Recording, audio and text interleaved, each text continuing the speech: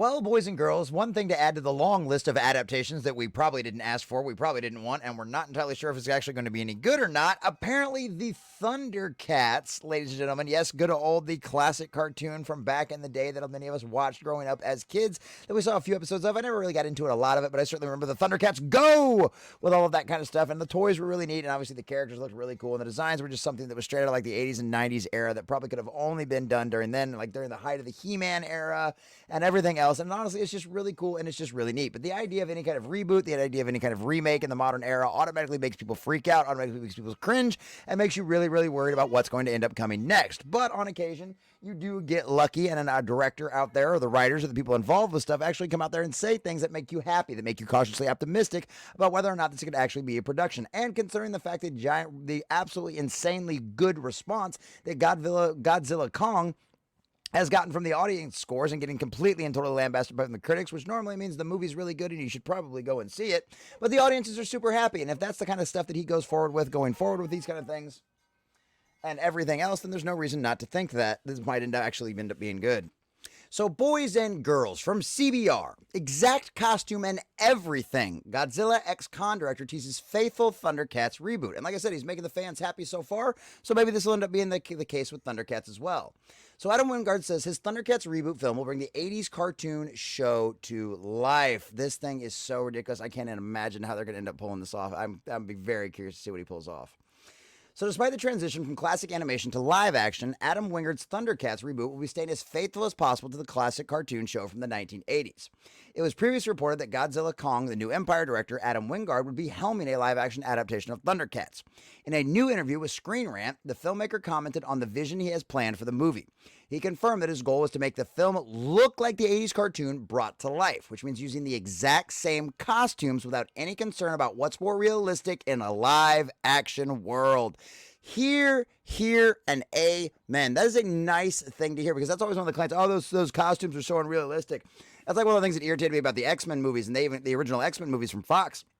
And they even kind of poked fun at it. There was a conversation between Cyclops and Wolverine where he's like, well, he's like, you guys really wear these things in public? He's like, and Cyclops looks at him and he goes, well, what would you prefer? Yellow spandex? And I actually went, yes, I would prefer to see him in yellow spandex. That's what I wanted. That's what I wanted to see. So yes, you ThunderCats fans out there, this should be a good sign for you. This at least lets you know that at least he's going to try to make it as faithful as possible, which I like that idea. I'm glad the fact that he's like, I don't care if it looks realistic and real live action. We have to make it original to the source material. And I'm totally down for that kind of thing.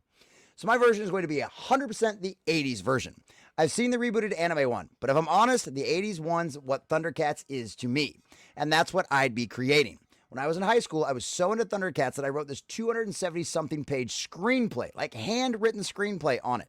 It was my biggest dream growing up to make a ThunderCats movie. And so here I am with the ability to actually do that. I'm still kind of fulfilling that dream. And I think that's cool. I think that's awesome. You know, it's one of them situations where he knows the technology that's out there now. We've seen what he's done with, at least from the trailers, what we've seen with Godzilla and Kong and all of that kind of stuff. So it's going to be really curious to see what he does. And if he's totally down to do this, if he's totally down for a faithful adaptation, I mean, this honestly, hearing him say these kind of things reminds me a lot of what was said when the new Transformers comic came out, right? When the new one got published, and the writer and the artist behind that, because he was a huge fan of it as a kid. He was all about it. He loved the toys. He loved all of that kind of stuff. And it ended up it's been a really good first 6 issues. It's only the first 6 issues that are out so far, but it's been a really, really good 6 issues. Just absolutely encapsulating the characters spot on the way they were. And if that's the case, if he really was this big fan of this stuff as a kid and everything else, like, I think that would be really cool. And I'd love to see a faithful adaptation of anything out there, even if it was something that I wasn't all that into as a kid. But I think this sounds really cool. So when that dream started, it was well before the anime version. So that's why. That's what I know. That's the vibe. I'm trying to do it. And if ThunderCats ends up happening, which I hope it does, my version, I want to bring to life the exact designs from the 80s versions. I want the looks of them. I don't want it to be like, okay, it's the movie, so you got to make them look more realistic somehow. It's like, no. I want to bring the cartoon and toys to life. I want to see the exact same costume and everything. Here. Yes, please. That would be absolutely awesome. So if you didn't know, staying faithful may be the best course of action. The ThunderCats anime, yeah, you think? Staying faithful has always been the best course of action, CBR. That's what we've been screaming. That's what all the fans have been screaming for literal decades at this point. Yes, staying faithful is always the good option. The ThunderCats anime series, Wingard, is referred to premiere on Cartoon Network in 2011. This version only ran for one season before it was canceled. There would later be another reboot dubbed ThunderCats Roar, which boasted a modernized animation style and more lighthearted tone. This reboot was heavily panned by fans upon the release and was also canceled after a single season. The ThunderCats reboot doesn't have a release date, but the original series from the 80s can be found streaming on Hulu, yada, yada, yada.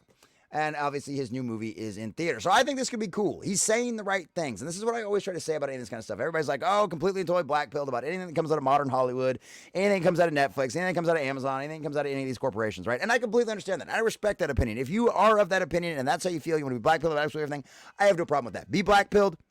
And then if it turns out you're wrong and a bunch of people that you trust say it was really good and you end up going and seeing it and you're happy, by all means, good, great, that's fine for it.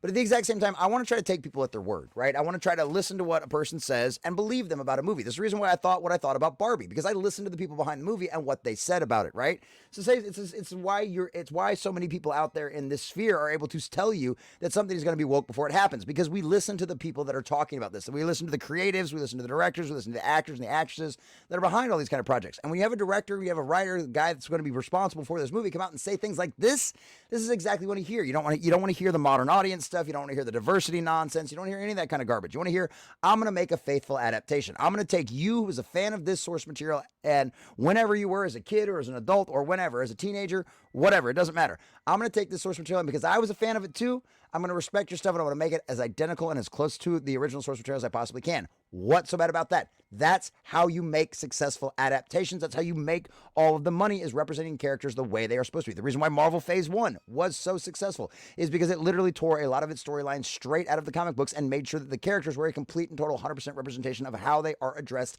in the original source material. So guess what? If Adam Wingard, the guy who so looks like Godzilla versus Kong, according to the previews, is going to end up being a very, very successful movie financially, if he's able to pull that off properly with the ThunderCats, then by all means, have at it, my boy, and I am all down for some ThunderCats go! Especially if you're saying you're going to respect the source material, stick exactly to the original costumes, and make the fans, such as yourself, very, very happy. I'm all here for it. Like I've always said, make the fans happy, and we'll make you rich. Screw it up and try to adapt stuff, and we'll watch your entire company burn down to the ground. So make us happy, Adam, and we'll make you rich.